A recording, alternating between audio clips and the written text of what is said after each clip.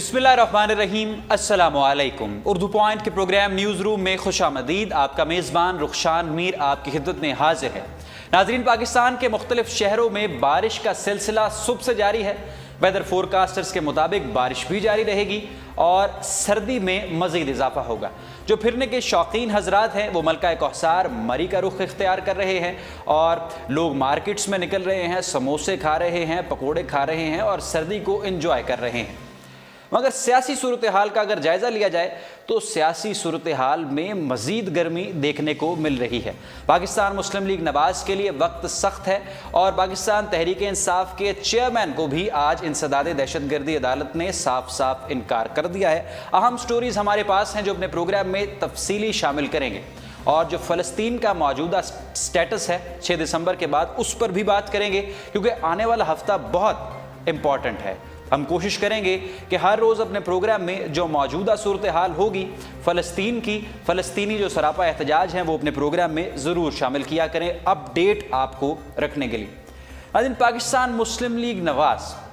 وفاقی وزیر قانون زاہد حامد نے تو استعفیٰ دے دیا، مگر صوبائی وزیر قانون رانا ثناء اللہ کا استعفیٰ ابھی بھی پینڈنگ ہے۔ جب دھرنا جاری تھا اسلام آباد میں تو مطالبہ کیا جا رہا تھا کہ رانا ثناء اللہ صاحب کا بھی استعفیٰ دیا جائے، اور جب پھر کریک ڈاؤن کیا گیا مظاہرین کے خلاف تو بہت سے ارکان اسمبلی نے اسی وقت یہ اعلان کر دیا کہ ہم اب مسلم لیگ نواز کا حصہ نہیں رہیں گے، اور بہت سے اراکین قومی اسمبلی اور صوبائی اسمبلی پائپ لائن میں تھے جنہوں نے اعلان کر دیا تھا آف دی کیمرہ کہ ہم مسلم لیگ نواز کے ساتھ اب کوئی لنک نہیں رکھتے، ہم ان کے ساتھ علیحدگی چاہتے ہیں، کیونکہ انہوں نے ختم نبوت پر کمپرومائز کیا۔ اب کل یہ ہوا کہ پیر آف سیال شریف حضرت خواجہ حمید الدین سیالوی کو 5 مسلم لیگ نواز کے اراکین نے اپنے استعفے دے دیے، ان کو ہینڈ اوور کر دیا اور کہا کہ ہماری سیاست اب حضرت پیر خواجہ حمید الدین سیالوی دیکھیں، جو ان کے دل میں ہے، جو یہ چاہے اس طرح سے اس کا فیصلہ کر لے۔ استعفیٰ دینے والوں کے سب سے پہلے تو آپ کو نام بتاتے ہیں کہ کون کون شامل ہیں جنہوں نے اپنا استعفیٰ ہینڈ اوور کیا ہے۔ اس میں سب سے پہلے تو پاکستان مسلم لیگ نواز کے M N a Ghulam be be بھرانا، جو ایم این اے ہیں پاکستان مسلم لیگ نواز کی، اور ڈاکٹر نثار احمد جٹ۔ ایم پی ایز میں نظام الدین سیالوی جو کہ ان کے بھتیجے ہیں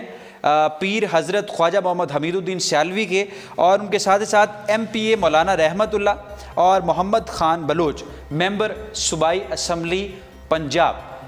یہ شامل ہیں۔ یہ 5 جو ممبرز ہیں پاکستان مسلم لیگ نواز کے، انہوں نے اپنے استعفے ہینڈ اوور کر دیے ہیں حضرت خواجہ حمید الدین سیالوی کے، اور کہا ہے کہ اب ہماری سیاست آپ کے ذمہ ہے۔ اور ساتھ ہی ساتھ تقریباً 30 چیئرمین جو ناظم لیول کی جو سیٹ ہوتی ہے بلدیاتی لیول پر، پاکستان مسلم لیگ نواز کے 30 چیئرمینوں نے بھی اپنی سیٹیں، اپنے استعفے ان کے حوالے کر دیے اور کہا ہے کہ آپ چاہیں تو ہمارے استعفے جمع کروا دیں، ہمیں اب پاکستان مسلم لیگ نواز سے کوئی غرض نہیں۔ بات استعفوں پر نہیں رکی، اگر بات استعفوں پر رکتی تو پھر بھی کچھ ٹھیک تھا، مگر جو تحریک لبیک یا رسول اللہ سے تعلق رکھنے والے اس کے چیئرمین ڈاکٹر اشرف جلالی نے کہا ہے کہ یہ جو قومی اسمبلی کے اراکین ہیں یہ شیطان ہیں اور رانا ثناء اللہ خود ڈاکو ہیں،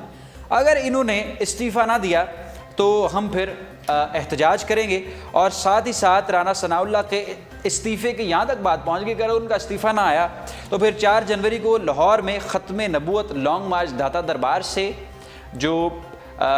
پنجاب ہاؤس ہے، جو پنجاب اسمبلی ہے، وہاں تک لانگ مارچ بھی کیا جائے گا، یعنی اپنا احتجاج بھی ریکارڈ کروایا جائے گا۔ اب پاکستان مسلم لیگ نواز کے لیے یہ ایک انتہائی سخت وقت ہے جو آنے والا ہے۔ جیسے پہلے کہا کہ سیاسی درجہ حرارت اب گرم ہونے کو ہے، تو وہی صورتحال ہونے والی ہے کہ 5 اراکین نے اپنا استعفیٰ دے دیا، ابھی تک اپروو نہیں ہوا، استعفیٰ منظور نہیں ہوا، مگر انہوں نے ہینڈ اوور کر دیا۔ اور اگر رانا ثناء اللہ صاحب نے استعفیٰ نہ دیا تو 4 جنوری کو لاہور میں ختم نبوت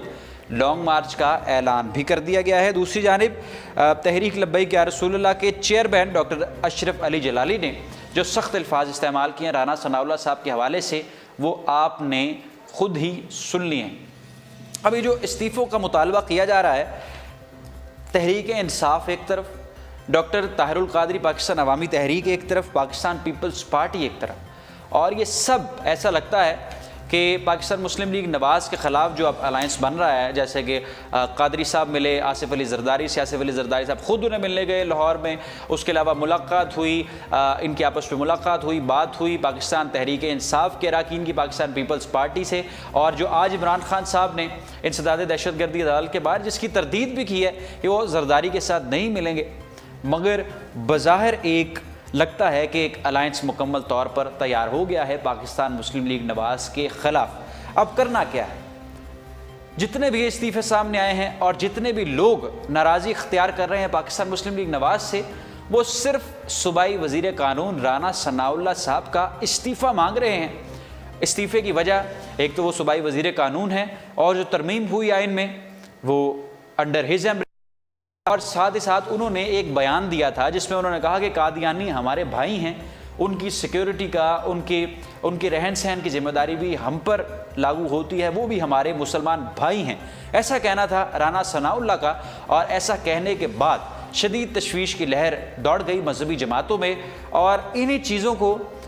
جو ڈے بائی ڈے کچھ ایسی باتیں اکٹھی ہوئی رانا ثناء اللہ صاحب کے حوالے سے، وہ ساری جب ملی ہیں تو یہ سب لوگ پھر اب مطالبہ کر رہے ہیں رانا ثناء اللہ صاحب کے استعفے کا، اور 5 اراکین قومی اسمبلی نے اپنے استعفے ہینڈ اوور کر دیے ہیں خواجہ حمید الدین سیالوی صاحب کو، اور مانگ رہے ہیں سب استعفیٰ رانا ثناء اللہ صاحب کا۔ 4 جنوری کو انہوں نے کال دیا ہے کہ لاہور میں ہم احتجاج کریں گے۔ مسلم لیگ نواز کے پاس اگر فرض کریں، تصور کریں جیسا کہ پہلے ہو رہا تھا کہ پہلے زاہد حامد صاحب کا استعفیٰ مانگ رہی تھی تحریک لبیک یا رسول اللہ، اور استعفیٰ نہیں دیا، اور پھر وہ بیٹھے اسلام آباد اور راولپنڈی کے سنگم فیض آباد میں، اور وہاں پر 21 روز پر مشتمل انہوں نے اپنا دھرنا دیا، اور پھر اس کے خلاف کریک ڈاؤن ہوا حکومت کی طرف سے، اور پھر جو توڑ پھوڑ افراتفری ہوئی، ملک گیر احتجاج ہوئے، وہ آپ سب نے دیکھا، میڈیا بھی بند رہا 24 گھنٹوں کے لیے، میڈیا بلیک آؤٹ بھی ہوا، سقوط میڈیا، پھر میڈیا کے حوالے سے بھی پروٹیسٹ ہوئے، تو ایک بڑی بدمزگی سی کریٹ ہو گئی تھی، اور اب وہ حالات تھمے ہیں۔ تو اب چونکہ پوری طرح سے ایڈریس نہیں ہوئے لوگوں کے مطالبات، تو اب رانا ثناء اللہ صاحب سے مطالبہ کیا جا رہا ہے استعفے کا۔ اب پاکستان مسلم لیگ نواز اگر استعفیٰ نہیں دیتی اور 4 جنوری کو لاہور میں لانگ مارچ ہوتا ہے، جیسا کہ انہوں نے اعلان کیا ہے، لاہور میں لانگ مارچ ہوتا ہے داتا دربار سے قومی اسمبلی تک، اور وہ لانگ مارچ اگر دھرنے کی شکل اختیار کر جاتا ہے اور لاہور کو بلاک کر دیتے ہیں، تو یہ بھی اسلام آباد کے جو لاک ڈاؤن تھا اس سے کم نہ ہوگا۔ اب پاکستان مسلم لیگ نواز کے پاس ایک ہی آپشن ہے، یا تو ان کو منا لیں، منانے والی سائڈ پر وہ آتے نہیں، معذرت کرتے ہیں، رانا ثناء اللہ صاحب خود بھی یہ کہتے ہیں کہ وہ مسلمان ہیں، وہ کیسے کسی کے کہنے پر کلمہ پڑھیں، یہ ان کی تذلیل ہے، توہین ہے، ساتھ ہی ساتھ وہ استعفیٰ دینے سے بھی انکار کرتے ہیں۔ یا تو اب استعفیٰ ہے یا تو پھر معذرت ہے، اگر دونوں ہی نہیں تو پھر لاہور بند ہو سکتا ہے، جس کی کال انہوں نے 4 جنوری 2018 کے حوالے سے دی ہے کہ داتا دربار سے لے کر پنجاب اسمبلی تک وہ مارچ کریں گے، اور ممکن ہے کہ یہ مارچ پھر لاک ڈاؤن کی شکل اختیار کر لے۔ تو پاکستان مسلم لیگ نواز کے لیے اب سیاسی درجہ حرارت بہت گرم ہے، اور مزید مشکلات ان کے لیے پیدا ہو سکتی ہیں، جو بھی وہ نہیں سمجھ رہے، جو انہوں نے پہلے اسلام آباد میں بھی نہیں سمجھی تھی، ایزی لے رہے تھے معاملات کو، کریں گے گروپ کیسے کر سکتے ہیں، مگر جو اسے توڑ پھوڑ افراتفری ملک میں ہوئی اس سے آپ خود بخوبی واقف ہیں۔ اب آگے بڑھتے ہیں، دوسرا ہمارا ٹاپک ہے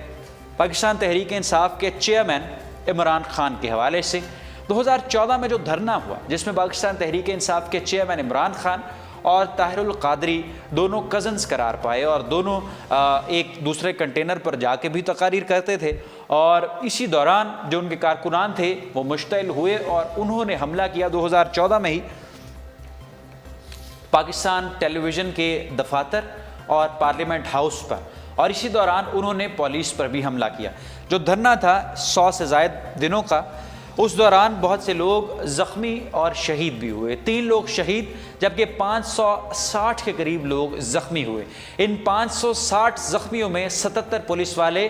بشمول انکلوڈنگ SSP جنیجو بھی شامل تھے۔ اب یہ میس لیول پر جو توڑ پھوڑ ہوئی اور لوگ زخمی ہوئے، اس حوالے سے پھر مقدمات بھی درج کیے گئے عمران خان صاحب کے خلاف، اور جب انہوں نے حملے کیے ان کے کارکنان نے، پاکستان تحریک انصاف کے کارکنان نے پاکستان ٹیلی ویژن پر اور پارلیمنٹ پر تو یہ ان پر دہشت گردی کے دفعات بھی لاگو ہو گئے، اور عمران خان صاحب کو اسی کا سامنا تھا۔ وہ انسداد دہشت گردی عدالت میں پیش ہو رہے ہیں، آج بھی وہ پیش ہوئے، وہ گزشتہ دنوں بھی پیش ہوتے رہے، اور کہا کہ مجھے لگ رہا تھا کہ یہ مجھے چھوڑ دیں گے، نہیں بلائیں گے، مگر یہ دوبارہ بلا رہے ہیں مجھے۔ تو آج انہوں نے ایک درخواست دائر کی ہوئی تھی انسداد دہشت گردی عدالت میں۔ وہ درخواست یہ تھی کہ ٹھیک ہے وہ مقدمات دیکھ لیں گے پاکستان تحریک انصاف کے چیئرمین، مگر ان پر دہشت گردی کے ایکٹ نہ لگائیں۔ یہ جو بھی پاکستان ٹیلی ویژن اور پارلیمنٹ پر جو حملے ہوئے، ان سے ان کا کوئی لینا دینا نہیں ہے، اور اس پر آپ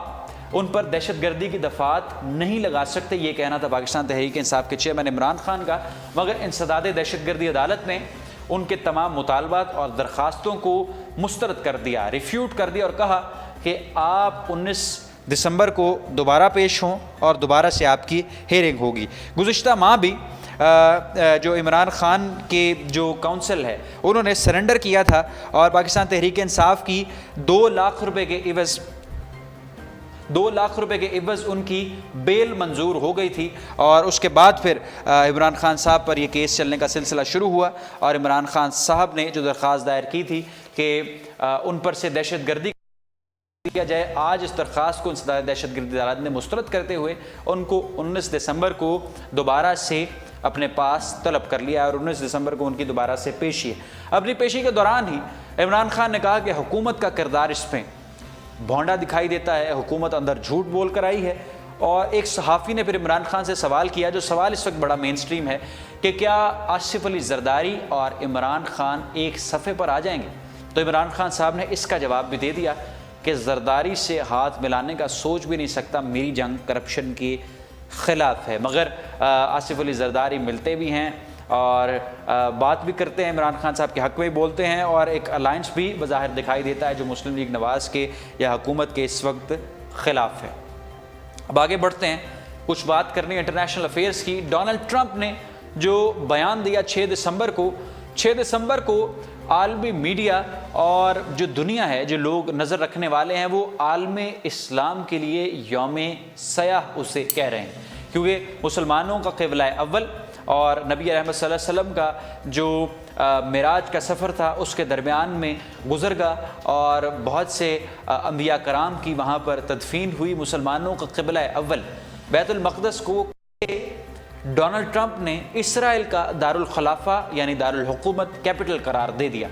اس پر مسلمان دنیا بھر میں پروٹیسٹ کر رہے ہیں، اور 6 دسمبر سے آج تک جاری ہے۔ اس میں انٹرنیشنل میڈیا کی ایک بہت بڑی نیگلیجنس ہے، یعنی ان کی کوتاہی ہے، ان کی غلطی ہے، وہ بھی آپ کو بتاتے ہیں۔ اور کچھ پہلے سٹیٹس پر بات کرتے ہیں۔ یروشلم کے بارے میں جو جاننا چاہتے ہیں حضرات، وہ ہمارے ساتھ رہیں اور ان کو بتاتے ہیں کہ آخر اس کا سٹیٹس کیا ہے بیت المقدس کا۔ ناظرین، بیت المقدس 1917 سے قبل مسلمانوں کے پاس تھا، بالکل مسلمانوں کا اس پر کنٹرول تھا، مسلمان اس کی حفاظت کرتے تھے، اس کی مسلمانوں کے لیے انتہائی مقدس جگہ ہے یہ۔ یہاں پر مسجد اقصیٰ ہے، اور جو بھی اس کی تعریف کی جائے وہ کم ہے، مسلمانوں کے لیے انتہائی اہمیت کی حامل جگہ تھی۔ 1917 میں جب انگریز فلسطین میں آئے اور فلسطین پر اپنا قبضہ جما لیا، تو اس کے بعد انگریزوں نے ان جیوز کو، جن کو اردو میں یہودی کہتے ہیں، ان کو اجازت دے دی کہ وہ یہاں پر تشریف لائیں اور کچھ کر کے یہاں پر شفٹ ہونے لگے۔ ان کی چھوٹی چھوٹی کالونیز یہاں پر بن گئی یہودیوں کی فلسطین میں، جب انگریز یہاں پر قابض ہوا 1917 میں۔ اس کے بعد جب دوسری جنگ عظیم میں ہٹلر نے تقریباً 60 لاکھ کے قریب لوگوں کو، یہودیوں کو، 60 لاکھ کے قریب یہودیوں کو مار دیا، جسے ہولوکاسٹ کہتے ہیں، اور یہودی اس پر افسوس بھی کرتے ہیں، اور دنیا کا ایک یقیناً ایک ٹریجک اور بڑا ایونٹ ہے ہولوکاسٹ، جس میں ہٹلر نے 6 ملین یہودیوں کو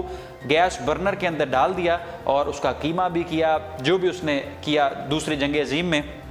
وہ ہولوکاسٹ بھی ایک مکمل سبجیکٹ ہے۔ اگر آسان الفاظ میں آپ کو سمجھاؤں تو دوسری جنگ عظیم میں جب پھر ہٹلر نے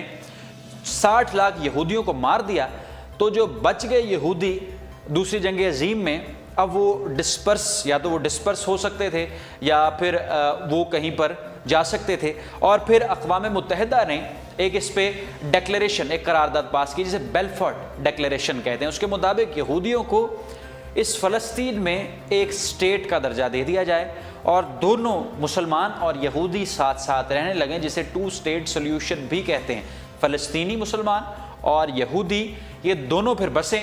وہاں پر فلسطین میں۔ یہ دوسری جنگ عظیم کے بعد جو یہودی بچے ان کے لیے فیصلہ کیا عالمی طاقتوں نے اور اقوام متحدہ نے، وہ بات ٹھیک ہو گئی 2 اسٹیٹ سلیوشن۔ مگر اس کے بعد یہودی فلسطین میں پھیلتے چلے گئے اور مسلمانوں کی بستیوں میں، ان کی کالونیز میں قبضے کرتے چلے گئے، وہاں پر اپنی مارکیٹیں قائم کیں، مسجدوں پر قبضے کیے، فلسطینی مسلمانوں کو جارحیت کا نشانہ بنایا، باقاعدہ نسل کشی شروع کر دی۔ اور دیکھتے ہی دیکھتے، وہ اگر ایک امیج ہمارے پاس ہو آپ دیکھ سکتے ہیں، اس میں ایک امیج آپ کو دکھاتے ہیں، یہ سوشل میڈیا پر بڑا وائرل رہا۔ اس امیج میں بتایا گیا کہ 1917 میں کیا سٹیٹس تھا، اس کے بعد کیا سٹیٹس رہا، دوسری جنگ عظیم کے بعد 2010 میں کیا سٹیٹس رہا، اور اب 2017 میں جو یہودی 1917 میں انگریز کی مرضی سے مٹھی بھر داخل ہوئے اور پھر 1948 میں ایک سٹیٹ کا درجہ حاصل کر لیا، وہ آج 2017 میں کس طرح سے پھیل چکے ہیں فلسطین میں۔ تو یہ ایک چھوٹا سا اوور ویو تھا کہ آخر یہ مسئلہ کیا ہے۔ تو اس سے قبل مکمل طور پر کنٹرول تھا مسلمانوں کا بیت المقدس پہ، اور پھر جب اپنی پاور اپنے زور بازو پر جتانے لگے اور یہاں پر اپنی حکومت قائم کرنے لگے تو پھر انہوں نے بیت المقدس پر کنٹرول کر لیا۔ 1995 میں 1995 میں یہ امریکی کانگریس میں یہ قرارداد منظور ہوئی کہ آپ بیت المقدس کو اسرائیل کا دارالحکومت قرار دے دیں، چونکہ ہمیں اسرائیل کا پریشر ہے۔ اب اسرائیل کا پریشر ہے، اس لیے امریکہ چونکہ ایک ورلڈ پاور ہے، اور وہ جب قرار دے گا اسرائیل کا دارالخلافہ یروشلم کو، بیت المقدس کو، تو پھر اسرائیل کے ہمارے ساتھ تعلقات بہتر ہوں گے۔ 1995 میں یہ قرارداد امریکی کانگریس میں منظور ہوئی، مگر اس میں بل کلنٹن آئے، ہیلری آئیں، باراک اوباما آئے، مگر کس نے اس پر عمل نہیں کیا، چونکہ وہ جانتے تھے کہ یہ حساس معاملہ ہے۔ مگر ڈونلڈ ٹرمپ چونکہ چاہتے ہیں کہ وہ ایک ممتاز لیڈر کے طور پر سامنے آئیں، ایک منفرد شخصیت کے طور پر سامنے آئیں، کچھ عجیب کام کر دیں، تو انہوں نے اس کام میں اپنے ہاتھ ڈالیں، مگر اس کا نتیجہ یہ ہے کہ دنیا بھر سے مذمتوں کا سلسلہ جاری ہے۔ ترکی نے 6 دسمبر کو ایک ٹریڈ سائن کی ہے امریکہ کے ساتھ، اور آج طیب اردگان نے اس کو کنڈیم بھی کیا۔ ترکی اس وقت جو ہے وہ اپنی ٹریڈ اس کی جاری تھی، مگر آج جو اس نے طیب اردگان نے اور کل اور پرسوں جو وہ سٹانس لیتے آئے ہیں، وہ ایسا لگتا ہے کہ اب ترکی اور اسرائیل کے تعلقات جو دہائیوں سے خراب تھے صحیح ہوئے، اب دوبارہ سے اس نہج پر آ گئے ہیں کہ وہ خراب ہو جائیں گے۔ اردن، سعودیہ، پاکستان، یہ تمام ممالک اب امریکہ پر دباؤ ڈال رہے ہیں کہ ڈونلڈ ٹرمپ اپنا فیصلہ واپس لیں، اور بیت المقدس جو کہ مسلمانوں کا قبلہ اول ہے، اس کو کسی طور پر یہ تسلیم نہیں کیا جا سکتا کہ وہ اسرائیل یہودیوں کا دارالخلافہ ہے۔ ایسٹ یروشلم، ویسٹ یروشلم، اب یہ ایک بحث ہے مہذب دنیا میں کہ دونوں ممالک کا ایک دارالحکومت ایسٹ یروشلم ایک سائڈ اسرائیل کی ہو جائے اور ایک سائڈ فلسطین کی ہو جائے، 2 نیشن سولوشن، کہ دونوں ممالک ایک ہی جگہ پر رہیں، اس کو کسی طریقے سے ممکن کیا جائے۔ مہذب دنیا میں اس وقت یہ بحث جاری ہے۔ تو یہ تھا آج کا ہمارا پروگرام، جس میں ہم نے آپ کو کچھ اوور ویو دیا اس سارے معاملے کا کہ فلسطین کا موجودہ سٹیٹس کیا ہے۔ یہ پاکستان مسلم لیگ نواز کے لیے اب وقت سخت ہے، اور ساتھ ساتھ عمران خان صاحب اب کیسے دہشت گردی کی دفعات کا سامنا کریں گے۔ یہ تھا آج کا ہمارا اہم پروگرام، جو ہم نے اپنے پروگرام میں جو باتیں آج ہم نے آپ کے ساتھ ڈسکس کی ہیں۔ ایک بات جو جاتے جاتے میں آپ کے ساتھ شیئر کرنا چاہوں گا، اس وقت فلسطین میں اور مسلم دنیا میں بہت سے پروٹیسٹ جاری ہیں، اور فلسطینی سراپا احتجاج ہیں، بچے، بوڑھے اور نوجوان جہاں پر وہ ان کی اپنی کالونیز ہیں، وہاں پر وہ گھروں سے باہر اور سراپا احتجاج ہیں، مگر ان کی آواز عالمی میڈیا، بڑے بڑے ادارے، کیبل نیوز نیٹ ورک جو امریکہ کا ادارہ ہے، برطانوی نشریاتی ادارہ BBC، وہ کچھ اس کو دکھا رہا ہے مگر ٹوٹلی اس کو کور نہیں کر رہا، اور رشیا ٹوڈے، جو بڑے بڑے میڈیا کانگلومیریٹس ہیں، انٹرنیشنل میڈیا ہاؤسز ہیں، وہ اس کو اس طرح سے کور نہیں کر رہا جس طرح سے کرنا چاہیے۔ ابھی تک یہ جو تشویش کی لہر مسلمانوں میں دوڑ رہی تھی، ابھی تک تھمی نہیں اور جاری ہے۔ مسلمان ممالک ابھی بھی ڈونلڈ ٹرمپ کے استعفے کا مطالبہ کر رہے ہیں۔ رخشان میر کو دیجیے اردو پوائنٹ کے پروگرام نیوز روم سے اجازت، انشاءاللہ آپ کی خدمت میں دوبارہ حاضر ہوں گے۔ وزٹ کرتے رہے ہماری ویب سائٹ www.UrduPoint.com۔ اللہ حافظ۔